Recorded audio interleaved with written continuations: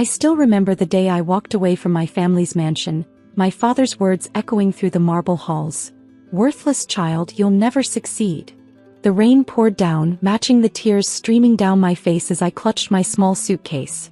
Everything I owned after being cut off completely. I'm Olivia Sterling, and that was 10 years ago. I was 22, fresh out of business school, and I had just committed the ultimate sin in my father's eyes. I refused to join Sterling Industries, our family's company, as a junior executive. "You're throwing away your birthright," my mother had whispered, her perfectly manicured hands trembling around her wine glass. "The position is already arranged. Why must you be so difficult?" But I had seen something in Sterling Industries that my parents were blind to. A company so entrenched in outdated practices that it was slowly dying.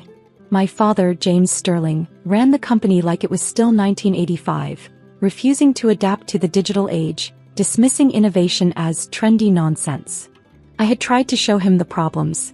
I spent months preparing a detailed presentation about necessary modernization, complete with market research and implementation strategies. My father's response? He laughed. Not just a chuckle, a full theatrical laugh that made every executive in the boardroom join in nervously. "This is why women shouldn't run companies," he had said, wiping tears of amusement from his eyes. "Too emotional, too caught up in trends. Go work in HR, sweetheart. Leave the real business to men." My older brother Marcus sat there smirking, already secure in his position as heir apparent. He hadn't worked a day in his life, but he had the right gender and the right attitude. Blind obedience to our father's outdated vision. That night I made my decision. I wouldn't waste my life watching the company crumble from inside. I had my own vision, my own dreams. When I told my parents I was leaving to start my own company, all hell broke loose. "You ungrateful brat," my father had roared, his face turning purple. "I gave you everything, and this is how you repay me? By betraying the family." My mother just sat there, silent tears running down her face as if I had died. In a way, perhaps I had. The obedient daughter they thought they had raised was gone. "Get out," my father had screamed. "Don't come back until you're ready to apologize and take your proper place. You'll never succeed on your own. You're nothing without the Sterling name." I left with $2,300 in my personal account, money I'd saved from summer jobs my parents didn't know about. Everything else was in trust funds I could no longer access. My credit cards were already canceled by the time I reached my car. But what my family never understood was that their greatest gift to me wasn't money. It was education. Years of listening to business discussions over dinner, absorbing strategies, understanding market dynamics. I had learned from their successes and, more importantly, from their failures. I rented a tiny studio apartment in the rough part of town and took a job as a business consultant for small tech startups. During the day, I helped other companies modernize and grow. At night, I worked on my own dream, Phoenix Industries. The name wasn't just a company, it was a promise to myself. Like the mythical bird, I would rise from the ashes of my old life and build something extraordinary. My focus? Digital transformation for traditional industries. I understood the old way of doing business, but I also saw the future. The first year was brutal. I worked 18-hour days, lived on ramen noodles, and used my apartment's living room as an office. But slowly things started happening. My consulting work gave me connections in the tech world. Small successes led to bigger clients. I was ruthlessly efficient, saving every penny of profit. By year 3, Phoenix Industries had 20 employees and a real office. By year 5, we were handling digital transformation for Fortune 500 companies.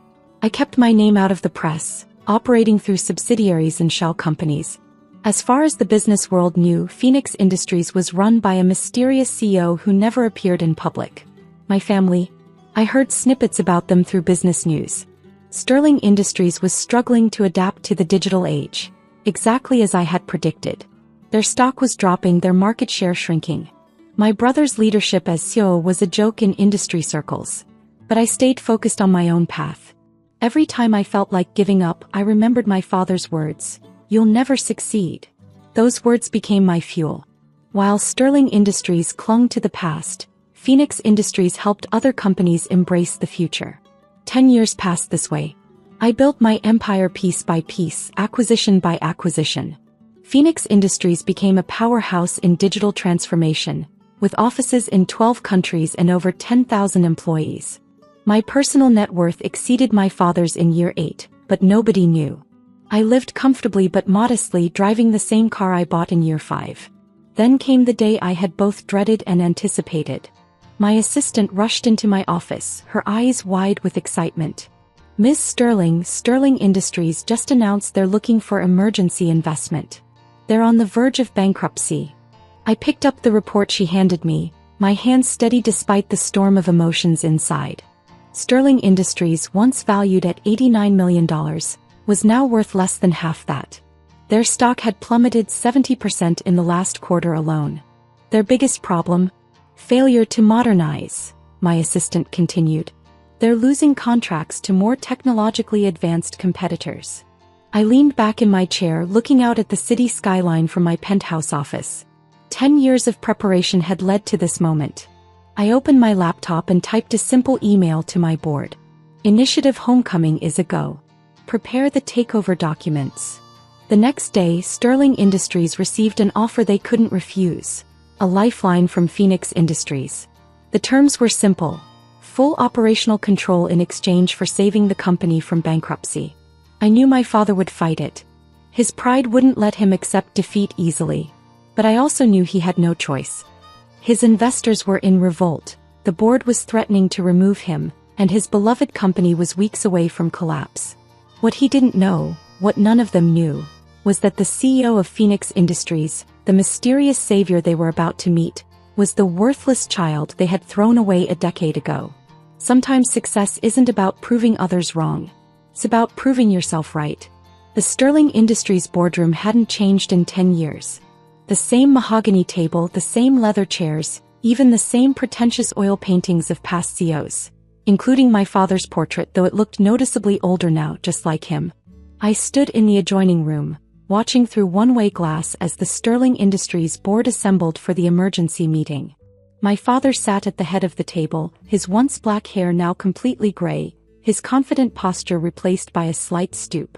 Marcus slouched beside him, fiddling with his phone, still showing the same disinterest in business he had a decade ago. "The Phoenix Industries CEO is here," my assistant announced to them right on cue. "Shall I send her in?" The word, "her," caused immediate murmuring around the table. I saw my father's jaw clench. He still couldn't handle the idea of women in power. "Her." Marcus scoffed. "Dad, we're really going to let some woman take control of our company?" Before my father could respond, I opened the door and walked in. The room fell silent. My mother, sitting in the observers section, dropped her designer purse. Marcus's phone clattered onto the table. And my father, he looked like he'd seen a ghost.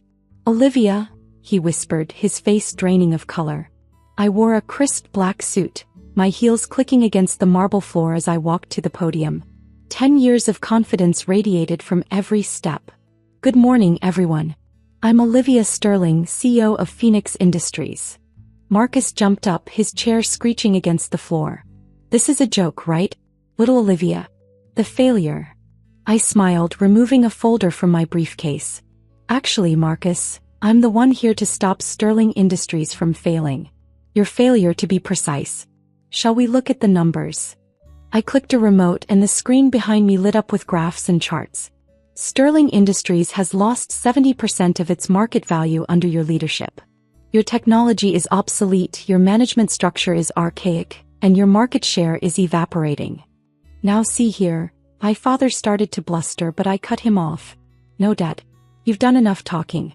For 10 years, you've run this company like it's still the 1980s. Remember when I tried to warn you about digital transformation? When I presented those modernization plans you laughed at?" I clicked to the next slide. My original presentation from 10 years ago, followed by charts showing exactly how my predictions had come true. Everything I warned you about happened. Every single thing. And now you need my help to save this company. The company you said I'd never be good enough to run. My father's face had turned an interesting shade of purple. "This is outrageous. I won't let you." "You don't have a choice," I interrupted, sliding copies of the takeover agreement across the table. "Phoenix Industries will inject $150 million into Sterling Industries, preventing bankruptcy. We'll modernize your infrastructure, update your technology and bring you into the current century. But I will have full operational control." Marcus laughed, but it sounded hollow. "The board will never approve this." "The board already has," said Harold Matthews, the head of the board of directors, speaking for the first time. "We voted this morning. It was unanimous." My mother finally found her voice. "Olivia, sweetheart, you can't do this to your own family." "Family?" I turned to her, keeping my voice level. "The same family that threw me out. That cut me off completely. That said I'd never succeed."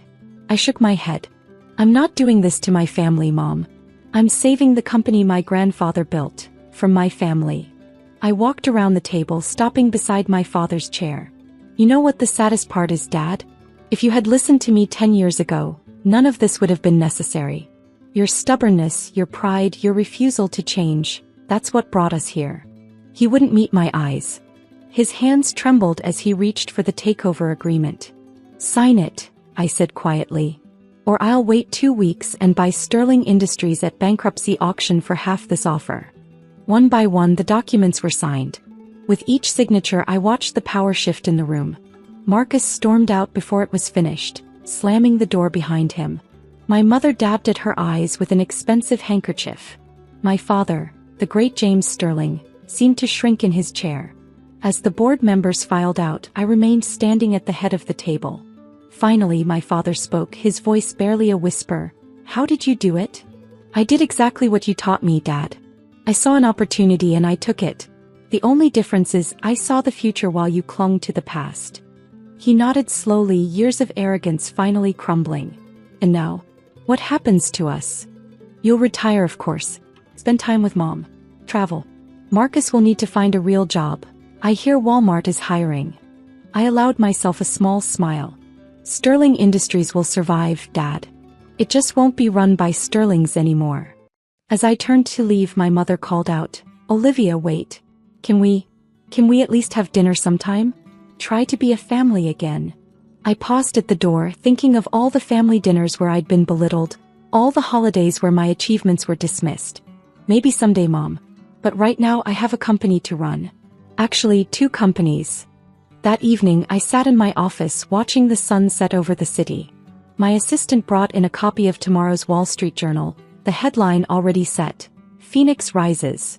Mystery CEO revealed in Sterling Industries takeover."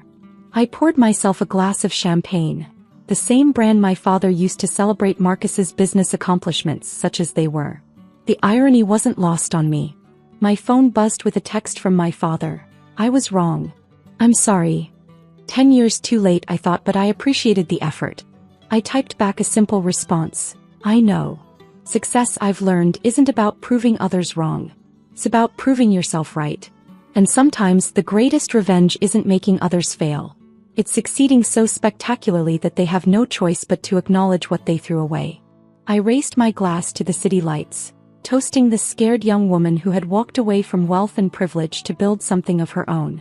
She had no idea that her father's cruel words, "You'll never succeed," would become the foundation of an empire.